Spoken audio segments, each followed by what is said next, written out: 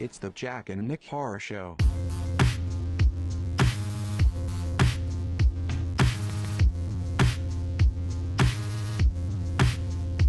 Hello, Nick.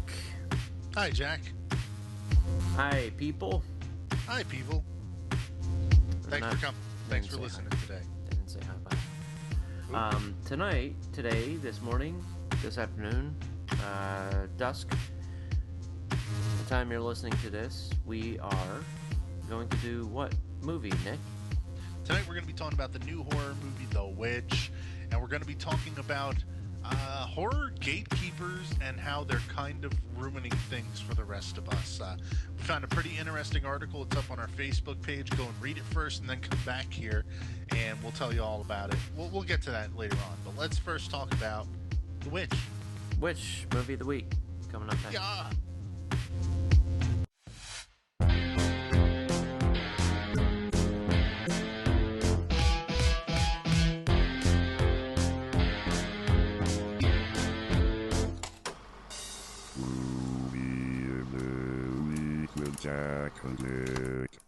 The Witch, 2015 or 2016, depending on how you look at it.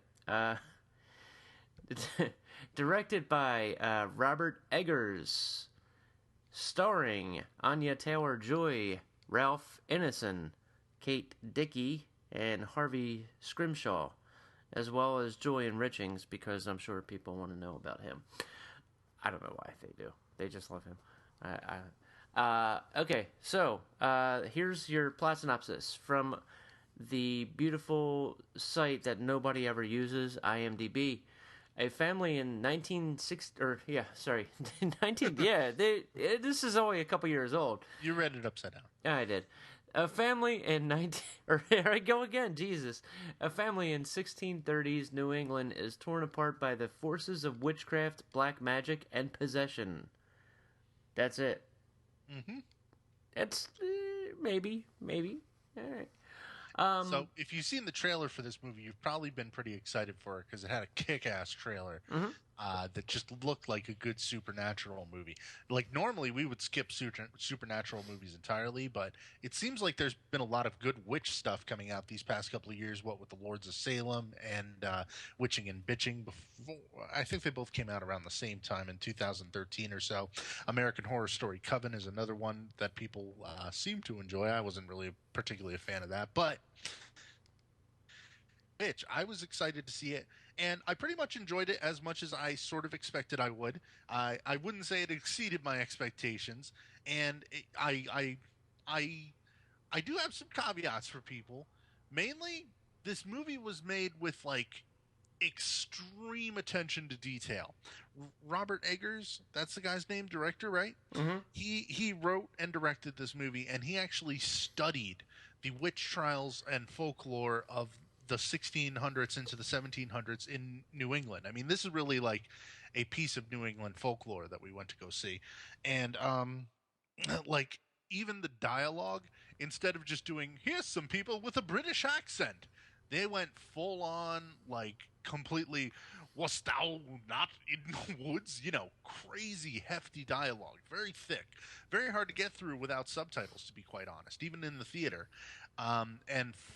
Because of that, it might be a really strangely difficult barrier for some people to get past with this movie. I mean, it didn't bother me too much, but there were definitely some parts that I felt like I was missing because of the dialogue. But otherwise, the attention to detail was crazy. It shows how people lived in frontier times in a way that, like, most movies would kind of gloss over. That actually helps build the atmosphere for this movie so strongly, though, because there are a bunch of people who go out of their town and go off to live in a clearing in the woods and build their own house from scratch. They have a little farm, a couple of animals. That terrifies me. Like, what if the internet gets blown away tomorrow by an EMP and we have to go out there and live in the middle of the woods like that and build our house from scratch and stuff? That would just be totally uncool. Having some goats and chickens, that's like tough. And then you put on top of it the fact that revealed in maybe the second or third scene in this movie, there's a witch in the woods. This is not a movie where there's this is not spoiling anything. We're really going to work hard not to spoil this movie. But it doesn't spoil anything to say that there actually is a witch in the woods in this movie. It's not one of those movies that's like a psychological drama. Is there a witch, or are they just going crazy? No way. There's a witch out in the woods in this movie. And there are woods. Yeah, the woods. I mean, you feel really isolated when you're watching this movie, and it's got a lot of slow building tension and atmosphere. And I mean, it's just a horrifying time to have been alive in the first place, and then you put supernatural stuff, really well done witch stuff, on top of it, and a bit of the satanic sprinkles in the recipe, and it's just wonderful to watch. It's wonderful to watch because it's wonderfully filmed. It's so technically superior to most horror movies. It's really a lot of it's really something to appreciate, even though I wouldn't really call it like fun per se, because it's not a movie that I'm going to want to watch all the time, or I may never even want to watch it again, just because I'll be like, oh man, that dialogue is so heavy, it might be hard for me to get through, when I could just throw on like Lords of Salem or something. But I really enjoyed it. Jack, I assume you felt much the same as me. My reaction after I saw it was, I love it so much that I want to bathe with it. So that's my feeling on it. I really did enjoy it. The piece we'll be talking about later on, I did read prior to seeing this, but it really has no bearing on how I felt about this movie. Because when I saw the trailer, I was extremely excited to see it. And if you like the trailer, that is pretty much the movie you're going to get. It really doesn't oversell or undersell or tell you too much, from what I can tell. There's a couple of like little shots in there where you're waiting for certain things to happen, if you remember, but it's nothing too major. And I don't feel like the trailer spoils the movie at all. It really doesn't, no. I mean, I don't want to touch on that. But the one thing I just remarked when I was watching the movie was, the brogue, the accents are just very thick and really cool, but I really didn't have a problem with that, because sometimes, I'll watch, Italian movies or Spanish or something like that, and I'll watch it with the subtitles, and I miss the subtitle, I miss what they said, and I'm just like, okay, I'll just let my mind put it all together. Acting-wise, though, my God, I have never seen kids this good in a movie, ever. Like, the kids in this movie are incredible. There are little kids, two little kids, that when they talk, they're like, it's almost like two old people stuck in little kid bodies. The acting across the board is great. Like, there's not even the son who plays Caleb is great. The Thomason, the mother, the father, like everyone's great. So that's a good thing. The score of this movie is bordering on beautiful. It's almost like listening to the Suspiria soundtrack, but done in the 1600s. It's really, really cool.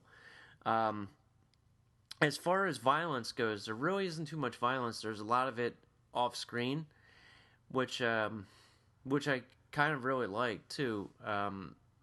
Just the way that things are handled. This movie has more layers than you could possibly even imagine, but it can also just be seen as a straightforward movie, where family thinks they're holier than thou, go out to start their own colony, I guess, and well, there's a witch and bad things happen to the family. It's almost like a slasher movie in a way too, if you think about it. Sort of. I mean, yeah. Like one by one. People Things. start, yes, experiencing the witch and problems with them until all hell breaks loose. Hmm.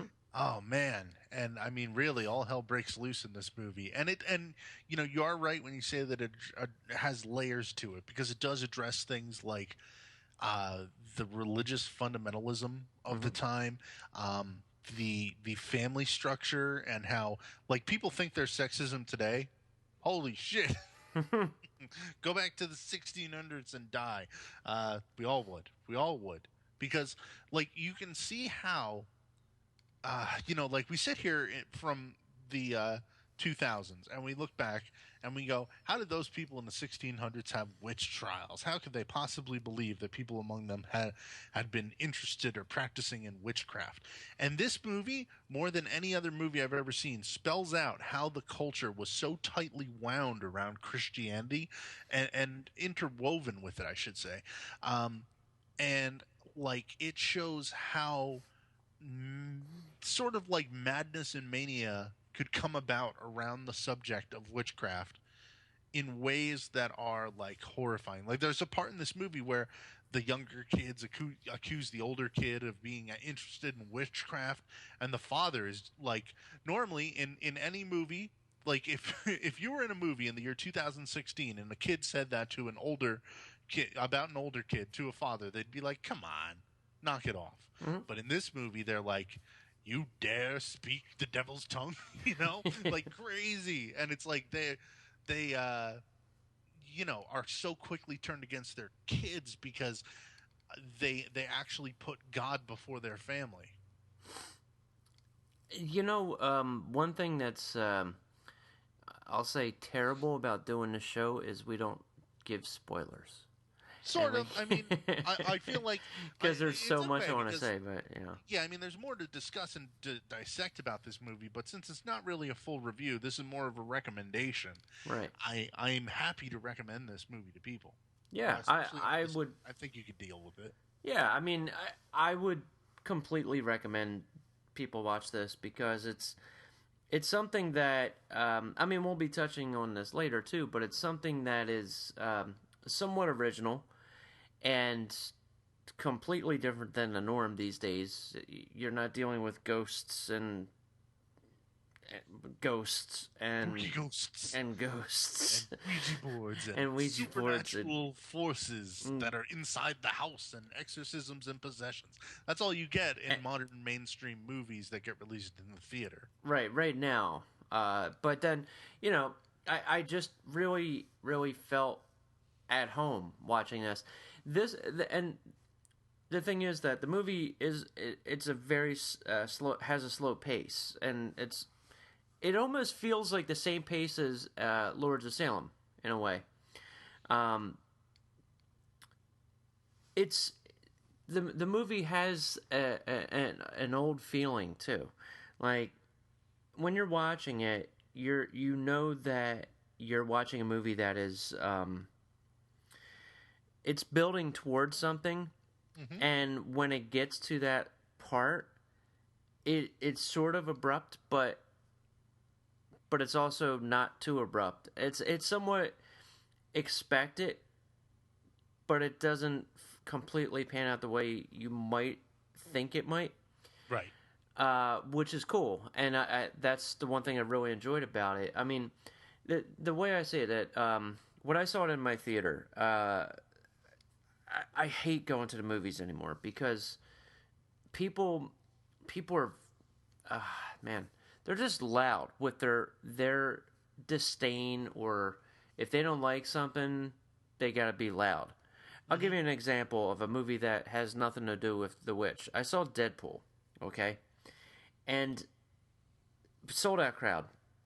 The guy behind me, people are talking about, from the opening credits on, it's really funny. Throughout the entire opening credits, the guy is reading out loud everything that you see on the screen and laughing after every single thing that you see on screen. And I'm like, are you fucking serious? Like, come on. Dude, you're not in your living room. Right. Now, what happens at the end of a lot of horror movies, I mean, this isn't the only time this has happened with what I'm about to tell you, but whenever you see a horror movie, a lot of them do have abrupt endings. Especially nowadays, they have to throw in that final jump That scare. final, and that final jump scare thing is really got to stop. But this one doesn't have a final jump scare. It's just like, this is happening. Goodbye. Yeah, it's horrific, and it happens, and it's over. Yep. And there's actually many points before we get to that ending Right. that it feels like the movie was about to cut off abruptly, where like so many of the independent horror movies we watch end at the point that's sort of ambiguous, and you go, oh, well, I guess that this person is just evil now, Right. you know? And they don't tell you what's really going on, whereas The Witch actually does have an actual ending, which is completely satisfying, if you ask me. But yeah, It's what this is what I had in the back. I'll try to do my best impression here. You ready? This is like just picture a group of people in the background doing this.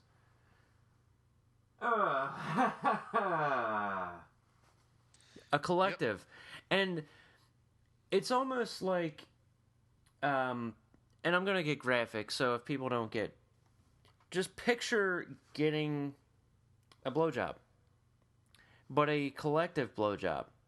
And and okay, at the end of I'm it, with you. you're just like, you're about to, and you do, and you're like, that was good. This one though is almost like, it could have been better. Every single fucking horror movie is that asshole that's like, you could have done a better job. And that's what these people are like.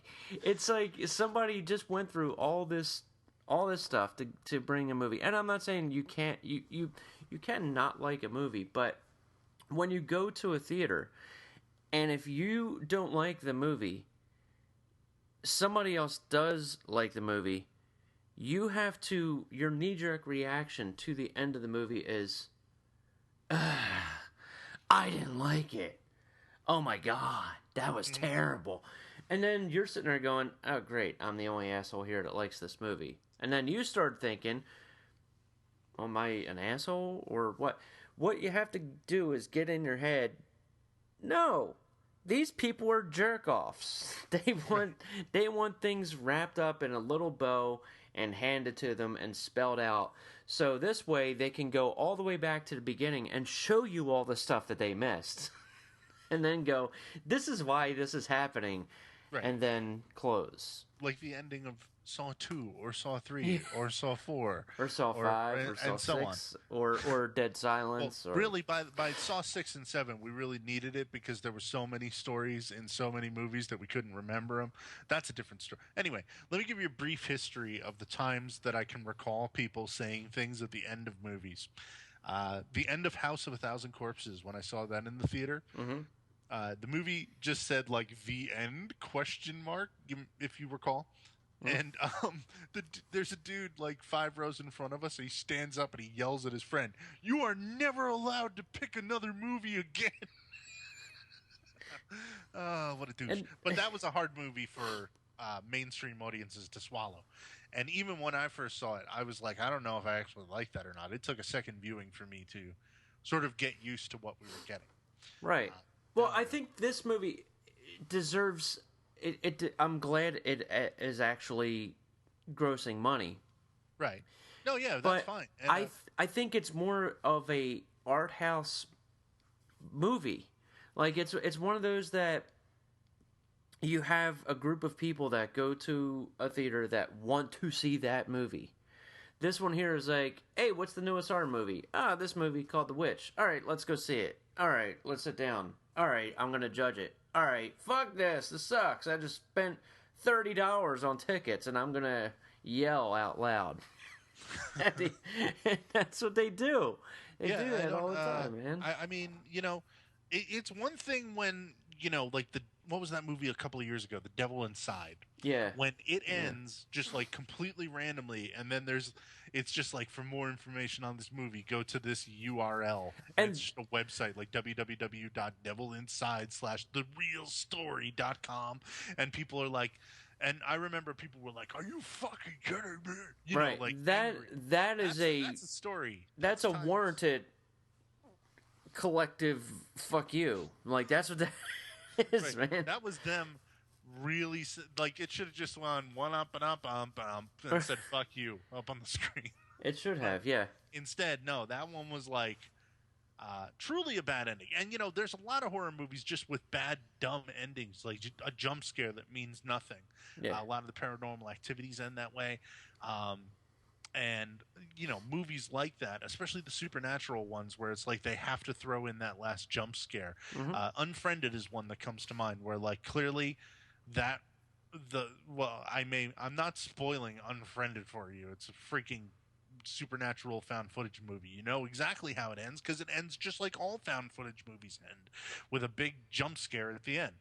And that, people tend to just groan at that, and it's because it's literally the same ending to about 20 different movies. Like, how many found footage jump scare movies can you name that end with that last thing jumping at the screen that's not even that scary? Mm-hmm. And how many of them actually have good endings with a jump scare final shot?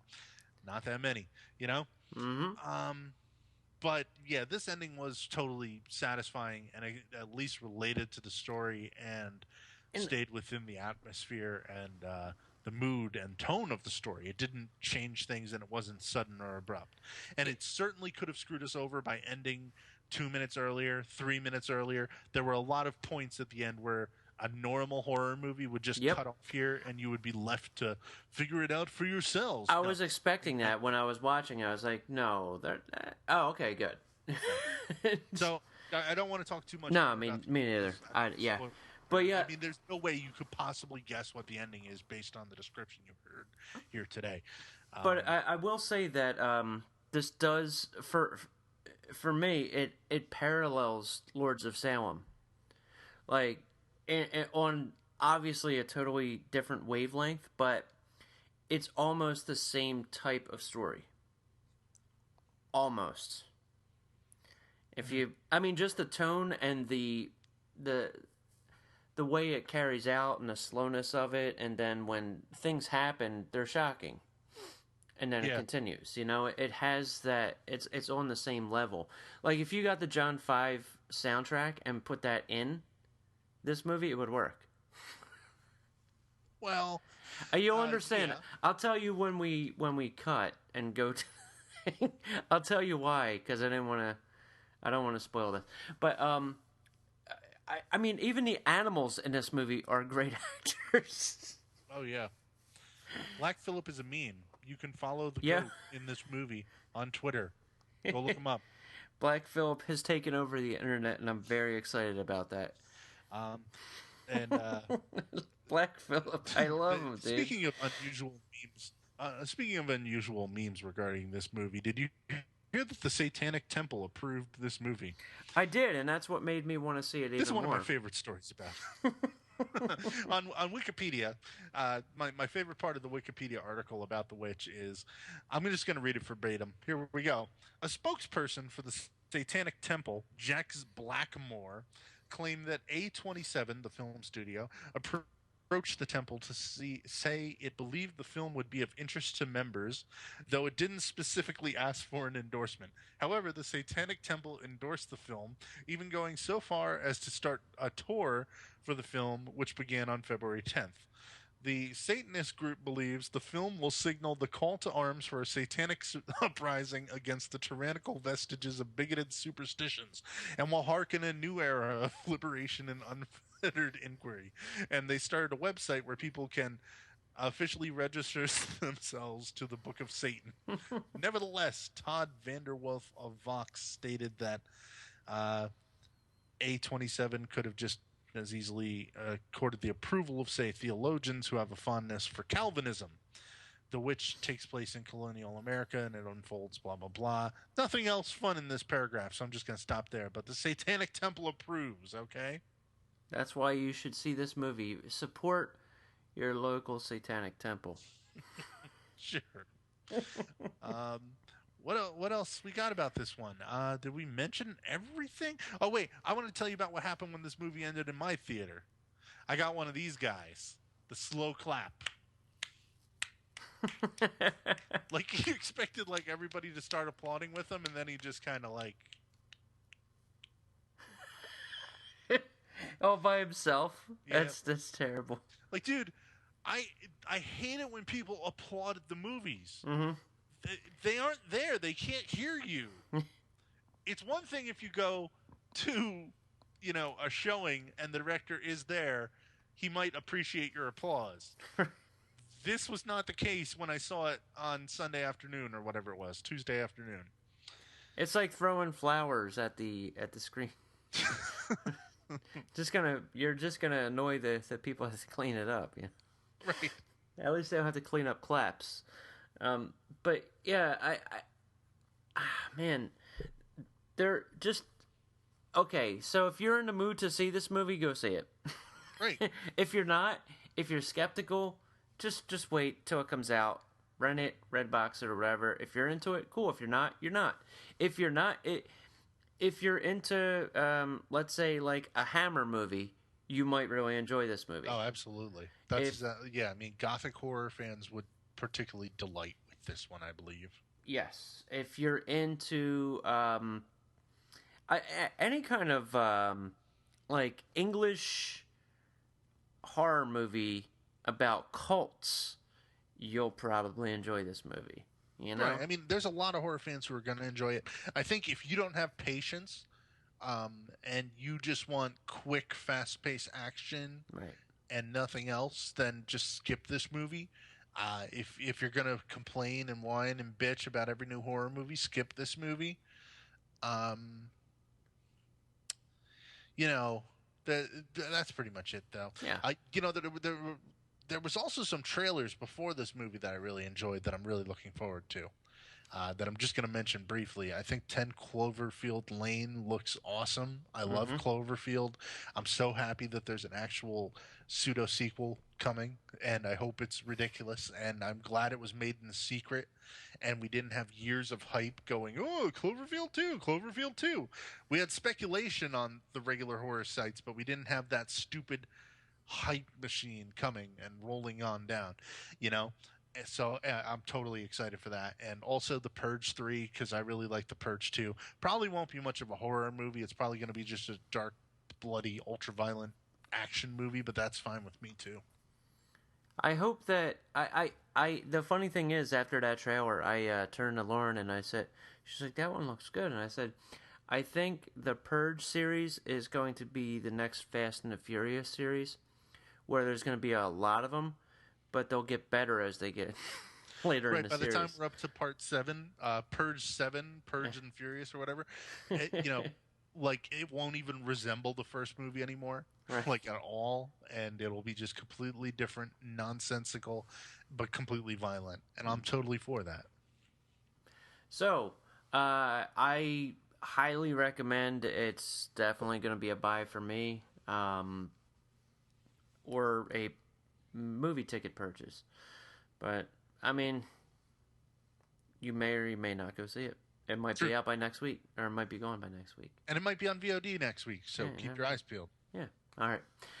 Let's talk about this article we've seen about why horror fans can't have nice things or enjoy anything nice because you're a bunch of jerks.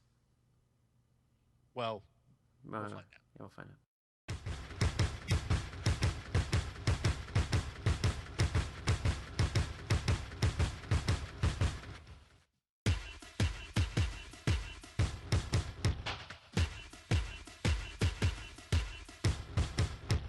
So, Jack, I'm actually reading about the Satanic Temple. They sound like a good bunch of guys.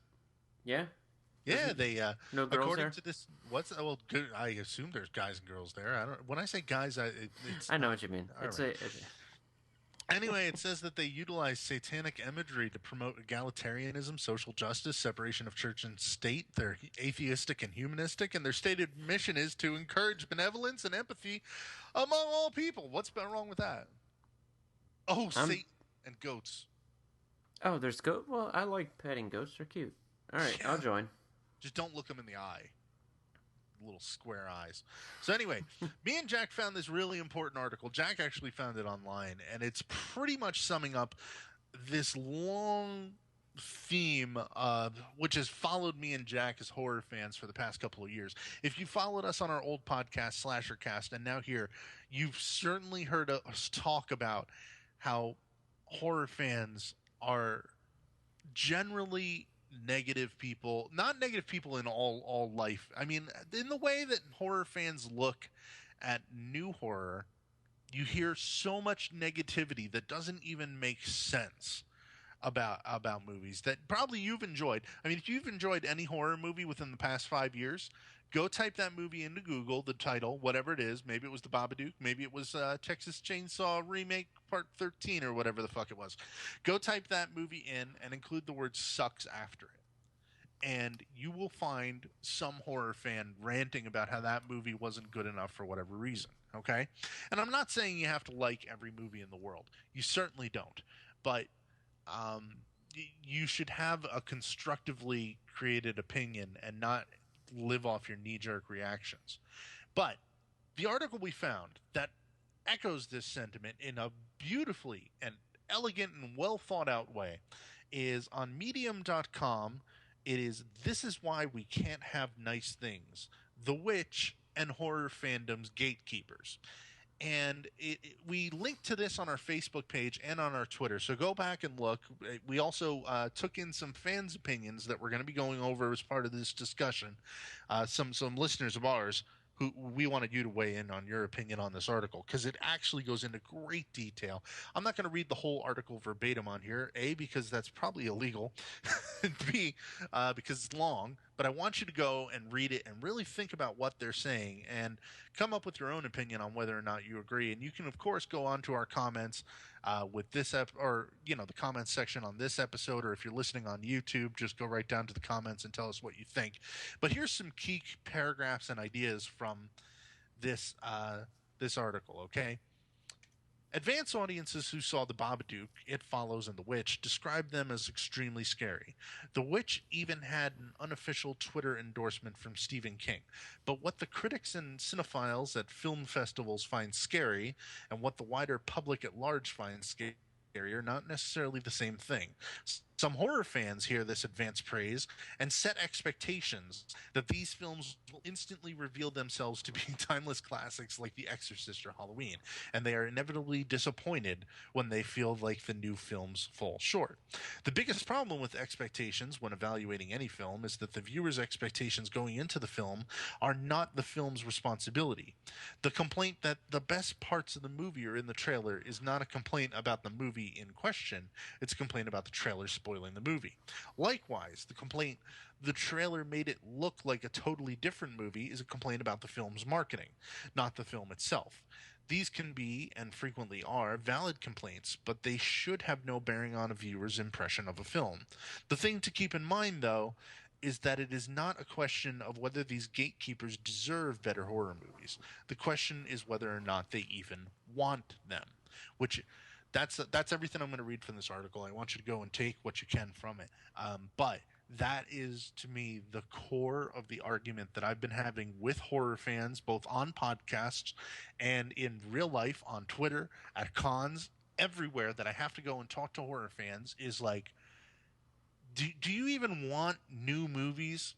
Like, I feel like there are so many people who just revere exactly that, The Exorcist and Halloween, so much that they ignore new movies, like not just ignore them, but expect them to immediately rise up to that level when they were 13 and saw The Exorcist for the first time and it scared them so much, or they saw Halloween for the first time and it scared them so much. Like, if a movie like The Witch came out in 1972, we would praise it, a ridiculous amount.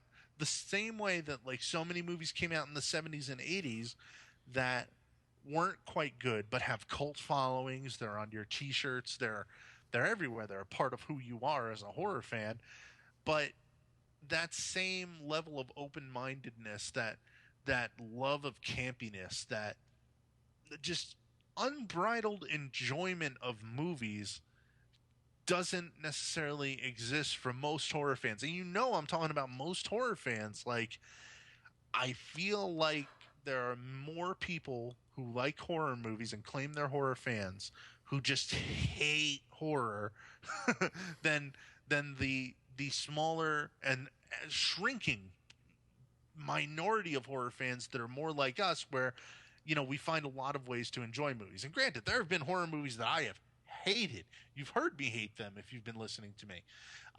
But I don't hate every movie, and I really try and stick it out there on movies that like are pretty goddamn decent. And I feel, and I mean, specifically, this article covers mostly The Babadook, It Follows, and The Witch, all of which, like, I don't understand people who just hate them outright.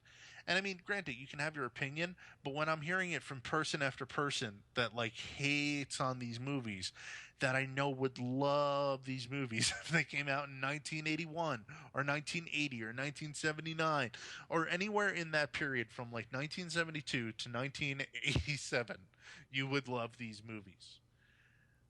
It's almost, I just want to touch on it too, and about yourself and myself too. And excuse my voice tonight. I have a sore throat and sinuses and you name it, but no jackpot tonight, Nick. On Slasher Cast, a lot of times Nick and myself would be,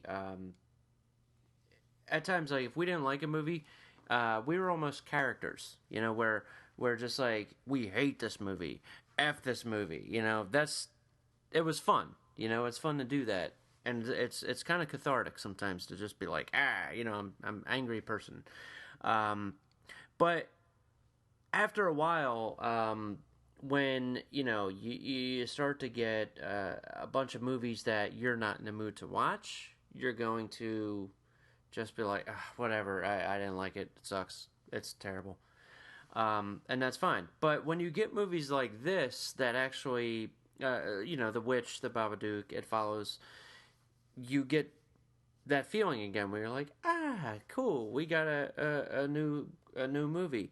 But ever since the invention of social media and instant gratification or instant opinions, knee-jerk reactions for the world to see right away, the problem is that, and don't get me wrong, because here we are doing a show, but everybody has a voice, and not everybody should have a voice, where it's almost like you give everybody permission to make a song, right? You say, everybody, right now, everybody in the world, here's a song. You're gonna just go ahead and make a song, and everybody has to listen to your song. And not everybody's going to like your song.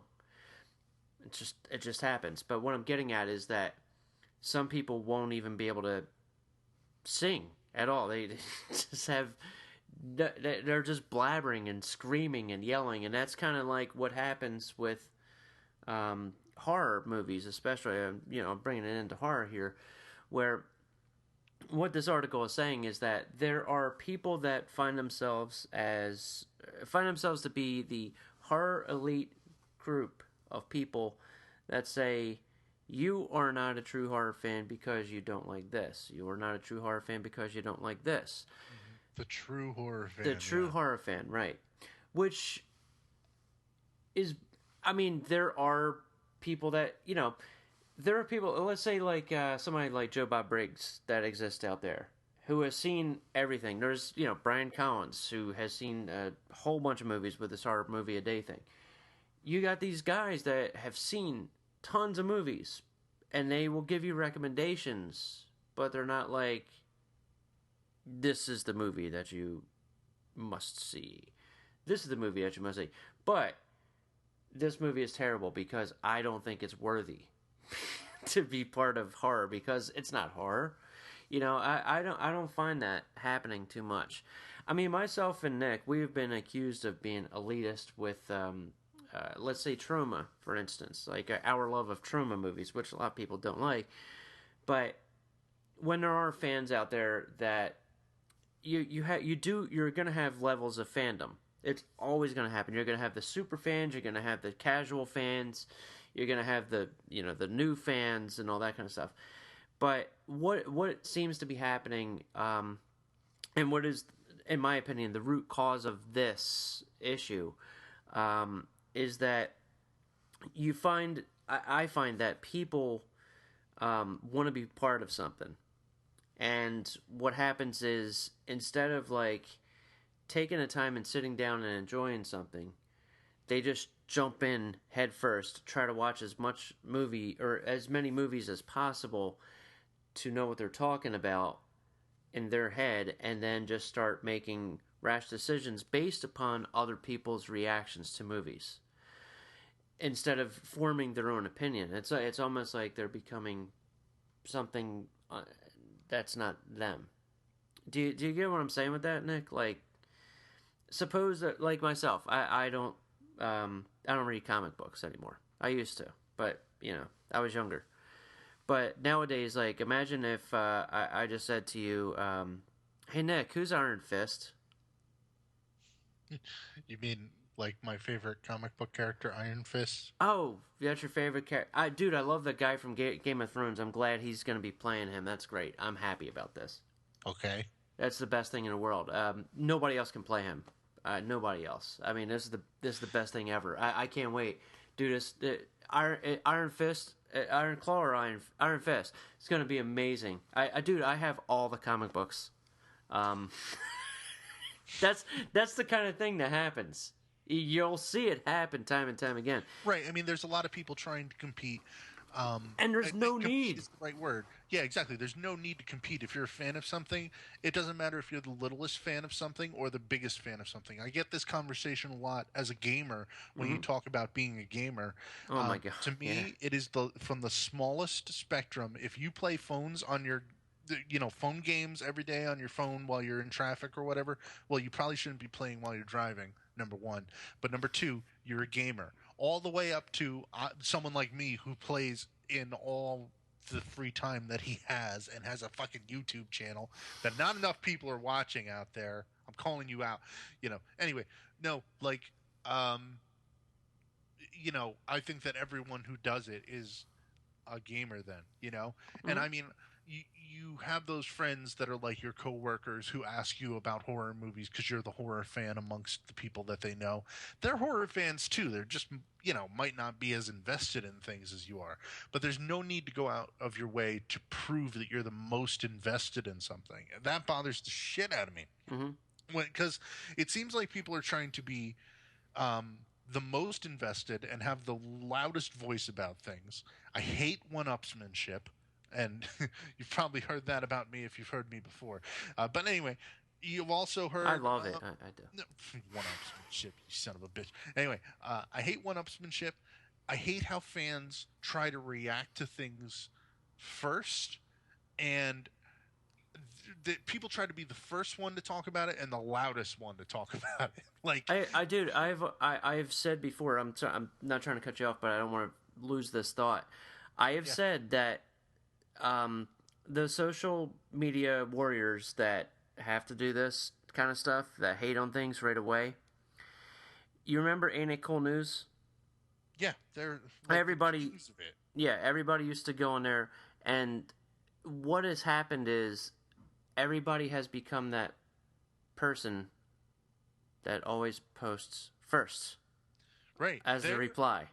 I was thinking about them. Not everybody, but Cool News. I was thinking about how, like, they were one of the first nerd sites. Like, back in the 90s, they were the first. Like, unquestionably one of the first most influential websites ever.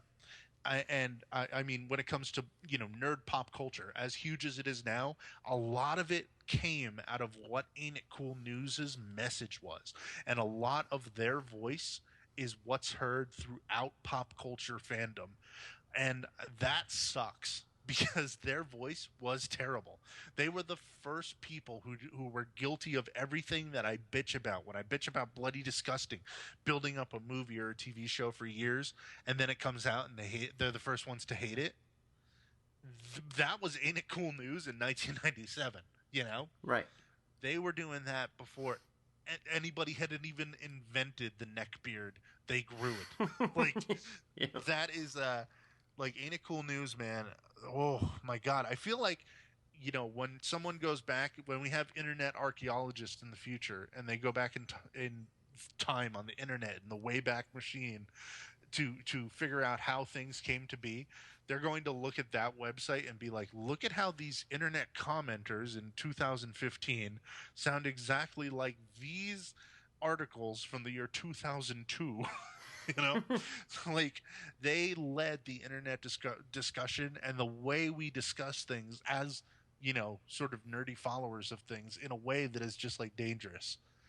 And I, you know, it is really super annoying. A movie that I always point at that came out in the past couple of years that was like passable.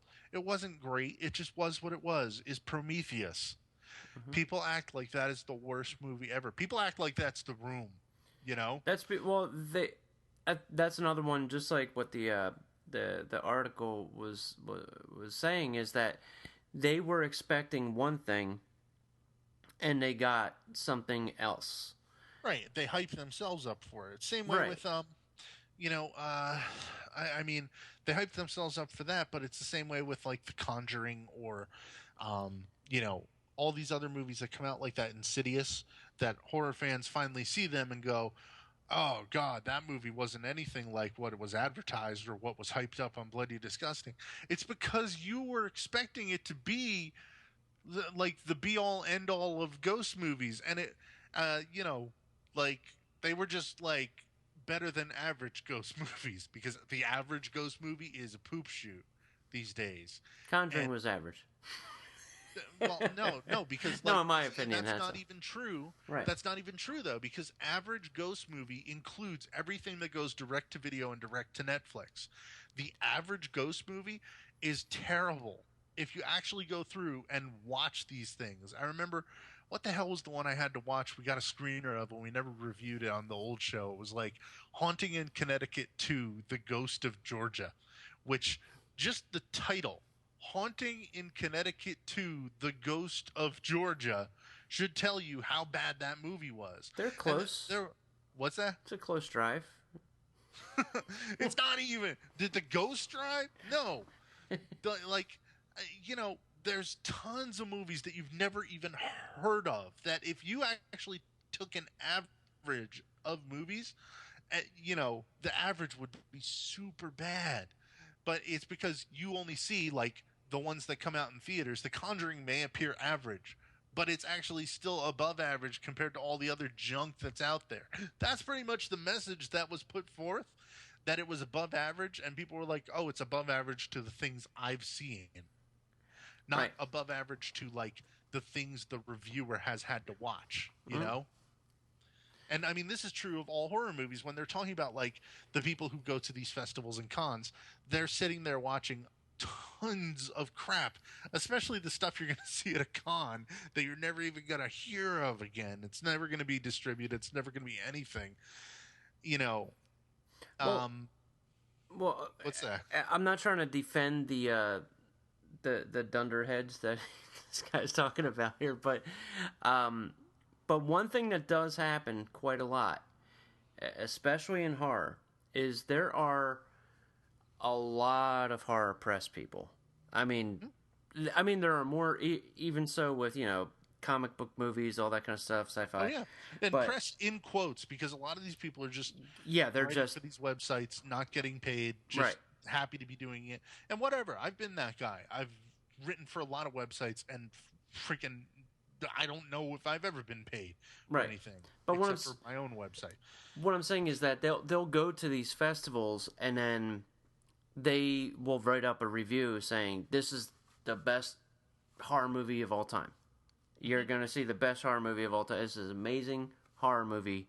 I can't wait for you guys to see it. It's going to be amazing. Oh my God, blah, blah, blah, blah, blah. Right, and then this person who went to see that movie, they had no trailer. They had no idea what it was going to be. The director introduced the movie to them and explained what it was about. They're having a completely different experience than any of us are going to have. Right. You're not going to have the same experience in your home. It's just not going to happen. And that's where a lot of fans, I think, I mean, in their defense, anybody that, does have the fuck this movie, it sucks. What happens is the building of it, because a lot of horror now is seen over VOD. And a lot of movies that are watched are also watched with a phone in your hand because, you got to see what's going on with your friends on Facebook and Twitter and Instagram and Pinterest and Tumblr and and you got to check the sports scores if you're into sports, or if you used to be in sports but you gave that up because you're into horror. Like all of that kind of stuff is all weighing on what you're watching or not watching. So like if you're half watching a movie because it's not grabbing your attention right away, like movies these days, I've heard this talked about on what is it, Killer POV, where they say, they have different directors in, and they're like, if this movies today, they have to hit the floor running right away, and they can't stop because people's attentions are just not. They're not going to pay attention to the TV or the computer screen. They're just not going to, because when you're sitting there watching something with all the things that you have around you, the multitasking is going to come into play. So you have to keep grabbing their attention saying, hey, watch me, hey, watch me, hey, watch me, throughout the whole movie. And that does pose a huge problem today. I find myself it happening where I have to just grab my phone, and put it away. Because if I'm watching a movie, I got my projector thing and all that, great, but that's how I have to watch movies anymore. Because I want to feel like I'm in a theater, because if you're watching it on TV, it's like you want to do something else. It's like, am I wasting my time? Is this movie going to suck? I can fold laundry. I can fold laundry and watch this movie. This way I'm getting two things done at once. Mm-hmm. That does play a big part. I'm pretty sure of it. And what happens is, you can't form a complete opinion about a movie because you're not watching it, Right, but I mean, there's also the fact that movies are being made to atone for that. Right. And then you finally get a movie that doesn't play into that at all, like The Witch or The Babadook, that doesn't give a shit if you're going to go off and do these other things, right? Because they're making the movie that they want. They want to make, right? They're not trying to appease the people that aren't paying attention, right? They're trying to make something which is good. Great, but then people can't tolerate that. It's this weird catch-22 of like where you're going to make the movie that you want, and that's a great thing, but at the same time you're also going to have to deal with the backlash from the people who don't understand what you were going for because they had to check on these other things because that's just the way that things are now. But you can't make a movie. I don't know. I mean, it's like, that's more of a question for the artist rather than the audience. I mean, me at least, I can, put in the time and effort to like really watch a movie and give it my full attention when I watch a movie. Right. Another one we just mentioned was like Lords of Salem. If you're going to be like twiddling on your phone the whole time, you're going to miss that movie, like a great portion of it, and it's going to kind of kill you in your opinion of it. Yeah. Most people don't like it anyway, but that's another story. Imagine, if you will, imagine like having a dream and you're enjoying the dream, you're having a great time, but you keep waking up. That's the same exact feeling as watching a movie when you're doing other shit, because you could be enjoying this, but you're not, because your mind is elsewhere. It's just, I think that does play a big part, not in The Witch or any movies that you can see in the theater, but like, if there's something on VOD or DVD or whatever, some kind of rental, that's where people start, their minds start to wander. I mean, one thing, I had a couple of friends over a few weeks ago, and we watched a bunch of movies, and we watched the movies. We didn't, we would talk here and there, like comment on what's going on the screen, but, granted, I put on some fucking excellent movies, but that's kind of like what, that's one of the best things about movies, is that you can enjoy something with friends. Like Nick, I mean, when we get to watch movies together, I am like, this is a fun time. We can sit there, we can both watch a movie, have a conversation whilst eyes fixated on the screen. That's cool. It's that. But anyway, I'm getting off track. Yeah, Let's I feel talk like about that's a little. yeah. So But let's. Do you want to hit up what our listeners had to say about this article? yeah, well, we have all of one on Twitter, and it's a long one, so I'll go through it. It's from at Halt8Chris. He says this article serves to highlight two problems. One, for years now, the bloggerati, I love that, have been reviewing movies at film festivals, sitting with the filmmakers. Oh yeah, he's saying what we were just saying. Oh yeah. Sitting with the filmmakers themselves, getting caught up in the atmosphere, and proclaiming small, subtle. I apologize. Work. This is very hard to read with multiple tweets. So, and proclaiming small, subtle work, best film ever, or some other hyperbolic statement. We then wait a year anticipating said classic, and it's predictably a letdown. I've seen this firsthand too. Film festival screenings of The Woman in Cheap Thrills were amazing to be at. Seeing the films some months later at home, and it was like they were entirely different films. Mm-hmm. Two, everyone. Well, hang on. Let's discuss that point first because Okay. I actually really like it. Yeah. A movie that I think of directly is You're Next, a movie that we had to hear about for how many years. Mm-hmm. That it was awesome in theaters and stuff, that it was awesome at the screenings, that the director was there and said it was like this because, and like explained it to people, and we read this and we read that and all this stuff, right? Mm-hmm. And it's an A+. It was fucking awesome. Yeah. Bad example, Nick. Bad example. No. I'm talking about the backlash stuff. Oh yeah, I know. The backlash to it was it wasn't better than all these other home invasion movies. It wasn't this, it wasn't that. There are people listening right now who didn't like It Follows. Just because we did doesn't mean everybody did. And like, it's all right if you don't like a movie, but to just outright hate a movie because you heard that it was the best ever and then it wasn't is just stupid. Yeah, I mean, it happens. You can go, well, the movie was overhyped, but I liked it as a B plus, whatever. The funny thing is that I'm with Your Next. I'm seeing a lot of people starting to love it now, and they're all watching it again, going, "Oh, I watched it again, and it's actually a really funny, fun little movie."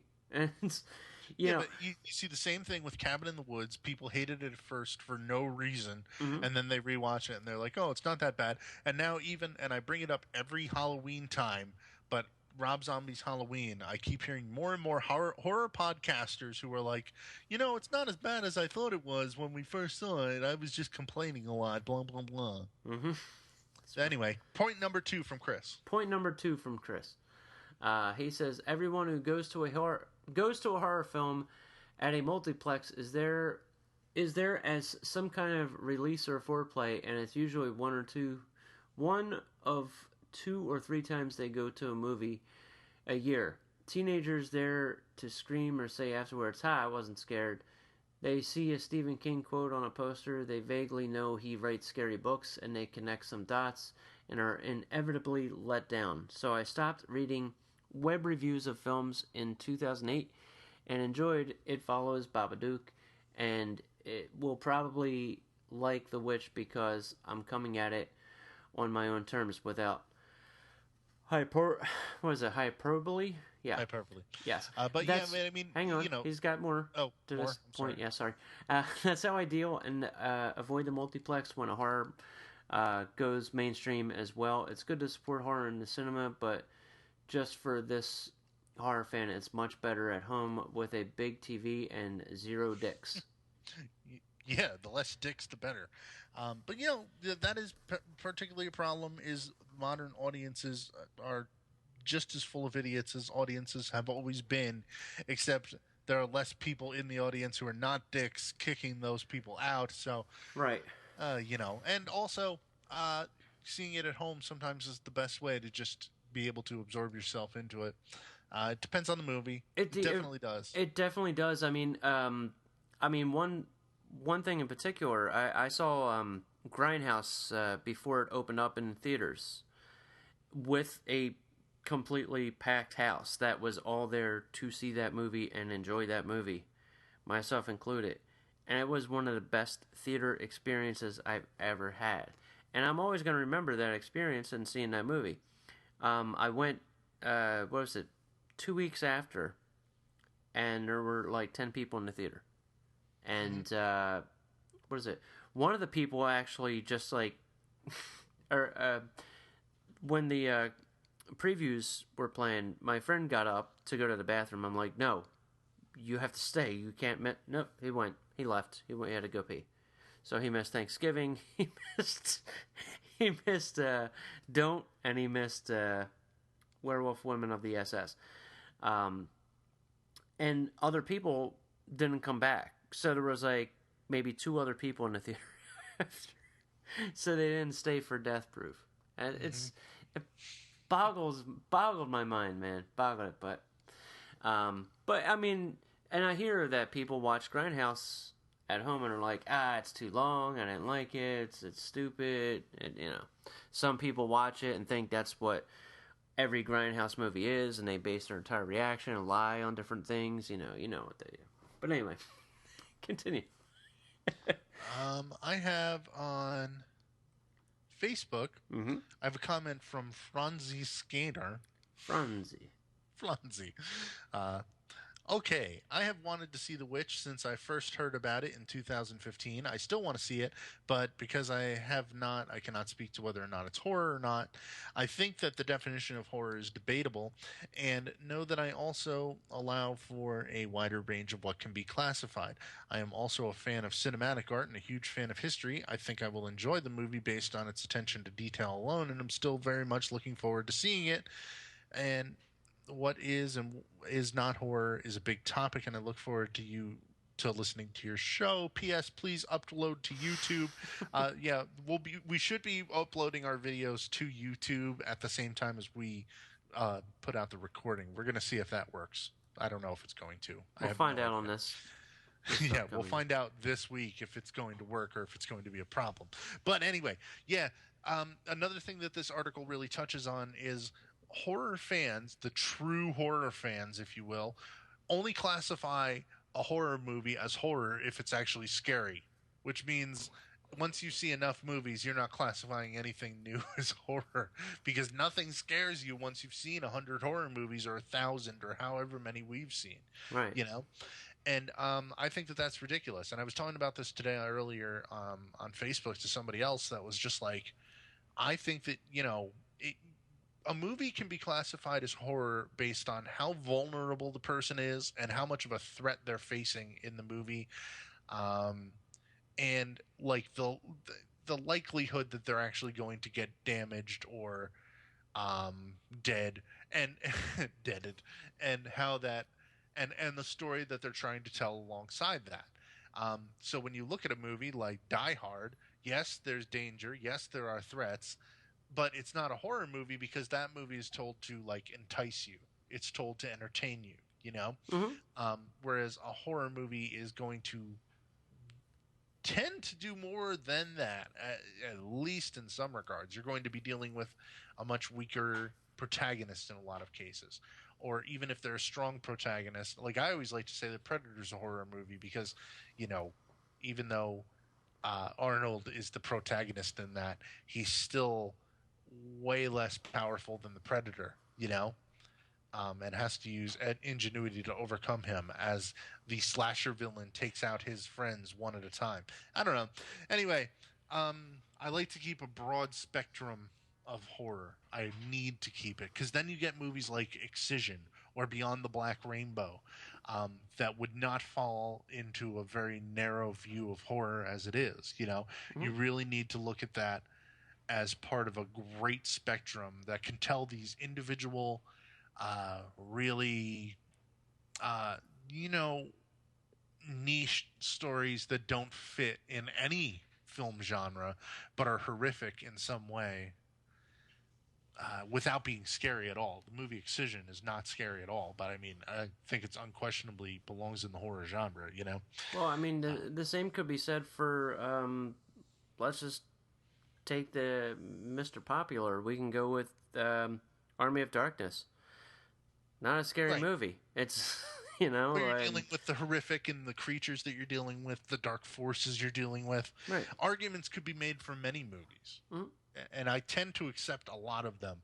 Um, like we used to play Is It Horror on our old podcast, and we would name random movies and say whether or not they were horror. I tend to vote for horror in all cases, in most cases, in many cases. A recent one that I would say was not particularly horror, or you could call a horror romance at best, is Crimson Peak. I don't really think it's a horror movie. I think it's a romance with dark themes, more of a dark fantasy. But if you wanted to call it a horror, I'm not really going to argue with you. I'm just going to say, I didn't think it was. But I mean, I could see even that movie being scary to people. You know, I don't think that scariness is the key factor when it comes to what horror really is. Right. I think it has more to do with so many other factors. Well, I mean, there's so many different variables. A lot of people are going to see Crimson Peak and think it's totally horror. I just didn't. Okay, next comment on Facebook was Sean Kelly. This should be a good discussion. Now, what were we just talking about with expectations, Sean? Damn it. Oh, anyway, next up. Yeah. Riley Sorry. You see it. Maybe he'll be back next week to listen. Oh my. He probably stopped. Okay. Riley has a huge one. A huge comment. I am going to try and take it bit by bit.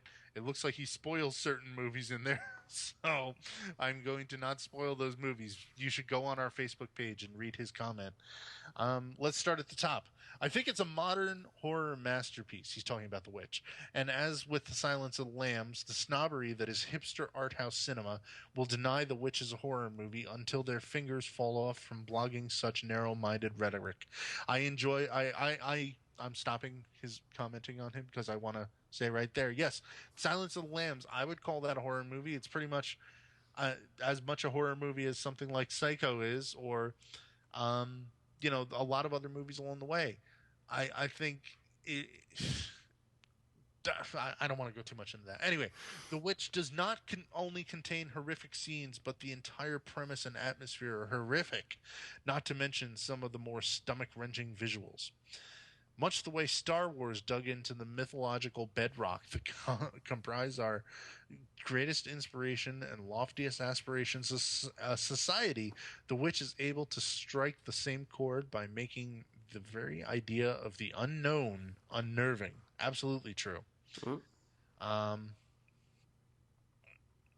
I am skipping some spoiler stuff.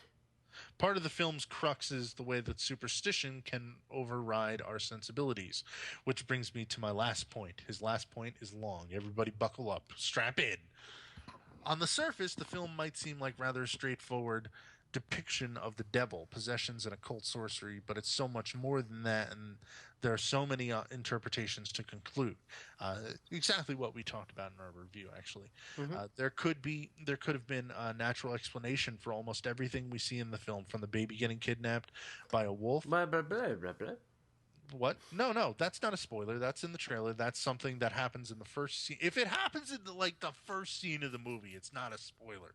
And I absolutely said and agree with him. I think that showing up front that there's a witch in the movie is one of the best things about The Witch, because there are so many movies, like when you talk about like Poltergeist or more like the Poltergeist remake. We know that there's a poltergeist in the house. We don't need to have the scenes of, the people don't believe it, but they're kind of thinking about it, Like even the original Poltergeist, they dive into there being a poltergeist in the house, Right. They start moving across the floor and sliding on their butts across the floor because the poltergeist is throwing them around. You know the scene I'm talking about? I know where they put Caroline. Yes, on there. that's it. That's what I'm talking about. They put the Chargers helmet on her, and she's holding the football, and she slides across the thing. And then Craig T. Nelson sits down, and he's like, "Oh!" Go on, sir. but even the part where they open the door to the bedroom, the goofy part of the movie Poltergeist, where like Craig D. Nelson's walking the Ghostbusters around. They're not really Ghostbusters, but they're upstairs and he opens the door. Paranormal investigators. Paranormal investigators. He opens the door and he's like, "What the hell's going on in this room?" And there's shit all flying around the room. There's like no question about is there a ghost or is there not a ghost. You know what I mean? Yep. And I think that that's like a great thing you can do in freaking horror movies is skip all the don't be silly. There's no such thing as ghosts. There's no such thing as aliens. Like Dark Skies is one that completely has like 40 minutes of the movie devoted to the parents don't believe the kids about aliens, and Paranormal Activity 4. They have footage on video of ghosts crashing a car through the garage. And they don't even watch the video. They're like, you just are going crazy. You're a 15-year-old dealing with hormones. Everybody dies in the next scene. Ha! Spoiled. Not really. I don't even remember that movie very well. But so I made up the ending. Deal with it. But yeah, seriously, like that is something that makes The Witch a great movie in my eyes. Anyway, back to the comment, the very long story that we're talking about here.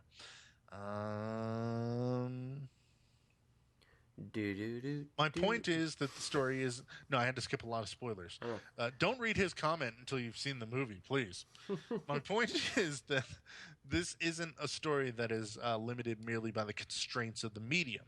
Yeah, it definitely supersedes it in a lot of ways. I personally... saw the film as an allegorical critical analysis of puritanical culture and the repression of sexuality in those societies. We see this from a lot of the incestual moments, I'm paraphrasing, or other stuff that happens in the movie. He's absolutely right. He is hitting a lot of spoilers in this review, but he's absolutely right, and I totally agree that the Witch does a lot of things that horror fans failed to see or don't have the patience for. And I'm talking about like casual horror fans up to true horror fans. Like sometimes a movie can play out in so many different ways, in so many different levels. Y'all just need to chill out, Mm-hmm. And then he also added the comment, can I have the actual RSS feed to your new podcast? I despise Stitcher, but you aren't on podcast. Oh, okay. All right. There's your RSS feed. Yes, if you ever need it, apparently it's jackandnickhorrorshow.libsyn.com/RSS. Okay? Go get it. Sorry. I just wanted to thank everybody for... Absolutely. Please follow us on Facebook and on Twitter at Jack and Nick Show. Is that it? Is it at Jack and Nick Horror? Oh my God, I forgot our Twitter. Oh my God. At Jack and Nick Horror. At Jack and Nick Horror. Oh my God. Oh no. How am I gonna sign in? I don't even know my own name. You're gonna be like banging your head against the bathtub, like stupid. No, don't worry about it. Yeah. But one thing I wanted to say, and we're almost closing this up, is that you may have noticed that the Jack and Nick show that we're doing here, we're not really dogging movies. We're talking about movies that we love and you all love, or maybe stuff that we love that maybe some of you haven't seen, and maybe you will see it after we talk about it. It's because in a way it's always fun to complain about something. It is, but then afterwards you kind of feel empty, and when you're excited about something, it's a little bit more fulfilling. And that's kind of what Nick and I want to do with this show as well, so that we're constantly happy. And it's not that we're never... It's not that we're never going to say, this movie, we actually went out to the theaters and it totally disappointed us and it wasn't good.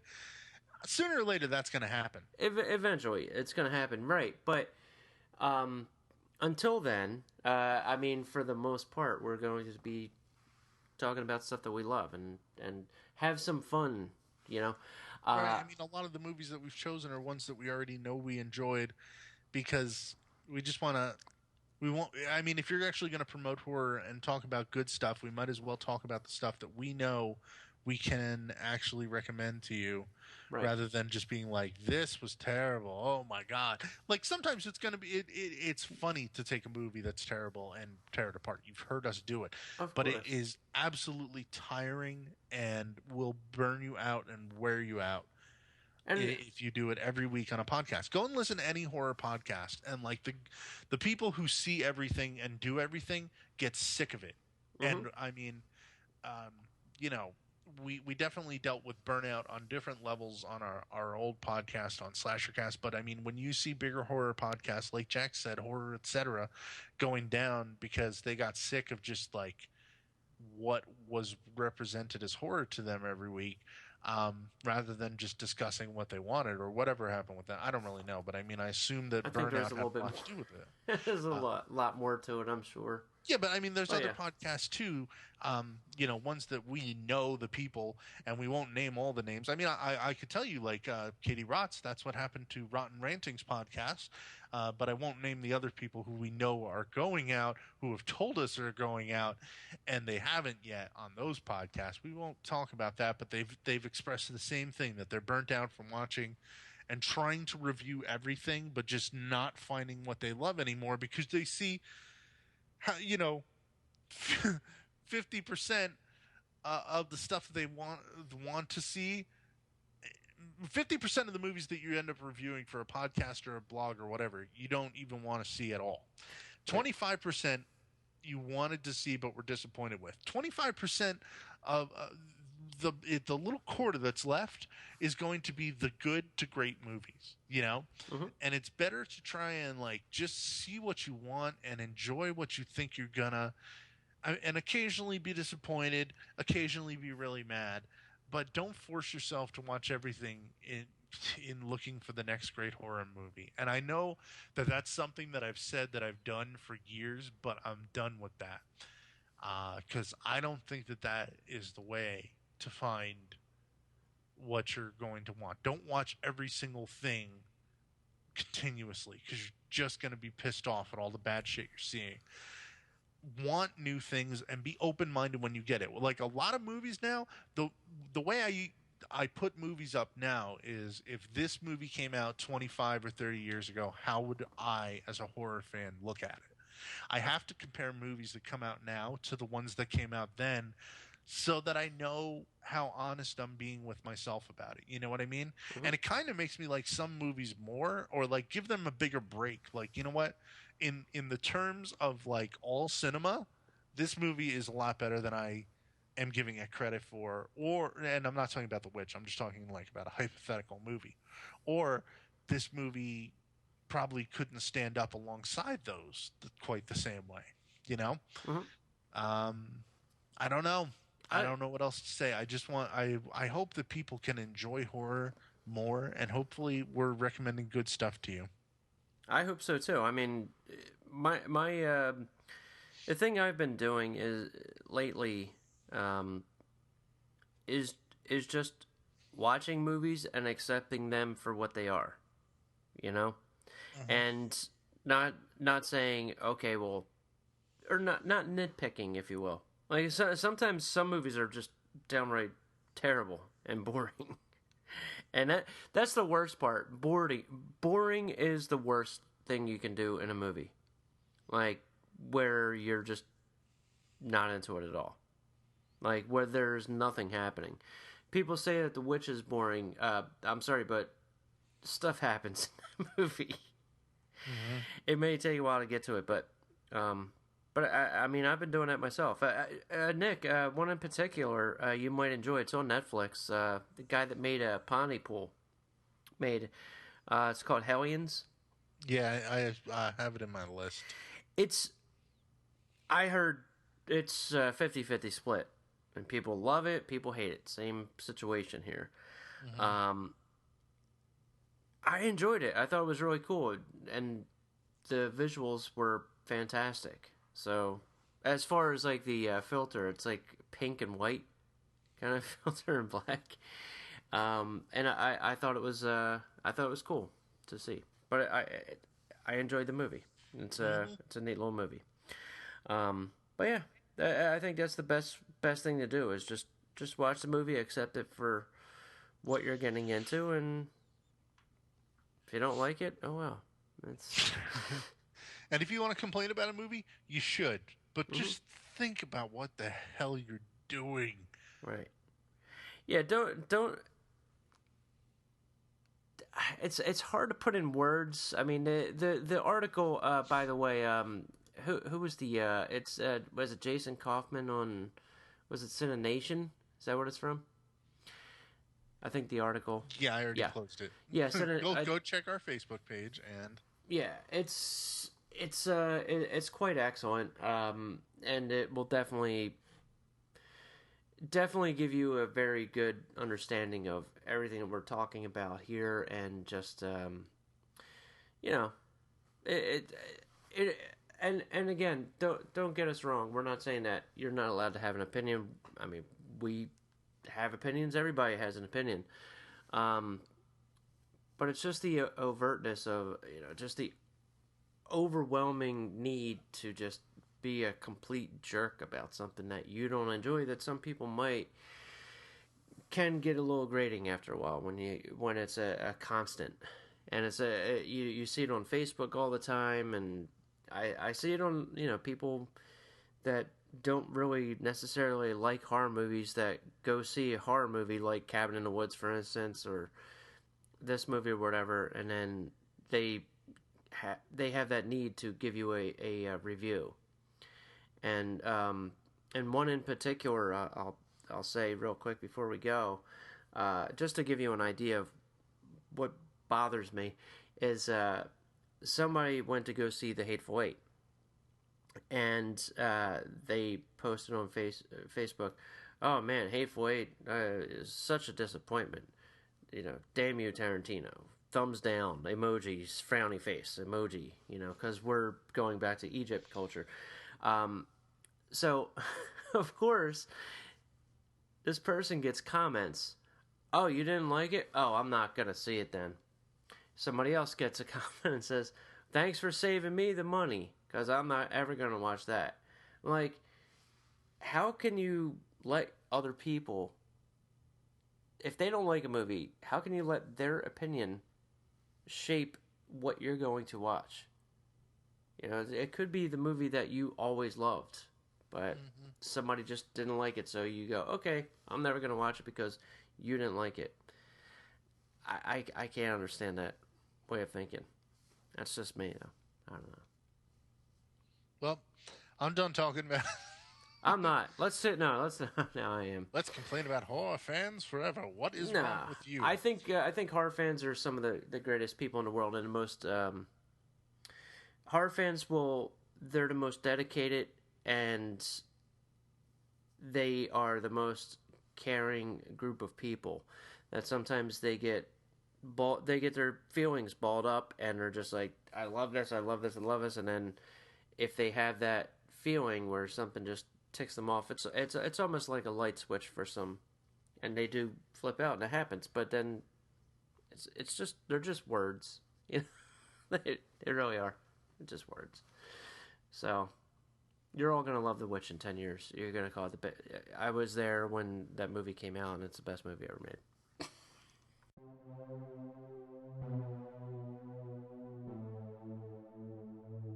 Follow Nick at New Jersey Nick. You can follow me at Jacob K666, and you can follow our show where, Nick? At Jack and Nick Show. At Jack and Nick Horror. Oh, god damn it. At Jack and Nick Horror on Twitter, or look us up on Facebook. Also, Jack and Nick Horror Show on YouTube. Come find us there. You can find the whole episodes of the podcast there. Probably some other stuff soon. We'll find out about that. You are a horrible person. Am I? At Jack and Nick Show. At Jack and Nick Show? At Jack and Nick Show. That's... Oh. Follow me on Twitter. Bye. Also, you can come find me on YouTube on my own channel. It's New Jersey Nick. Okay? I'm so tired. All right, man. Thank you very much. I hope you enjoyed the conversation. I hope you enjoyed our witch talk. And stay tuned because we have some fun stuff coming next week. Or Right. in a couple weeks. Or next show. All right, man. All right, Nick, I'm going to miss you. Good night. Talk to you. Good night. Bye. Bye.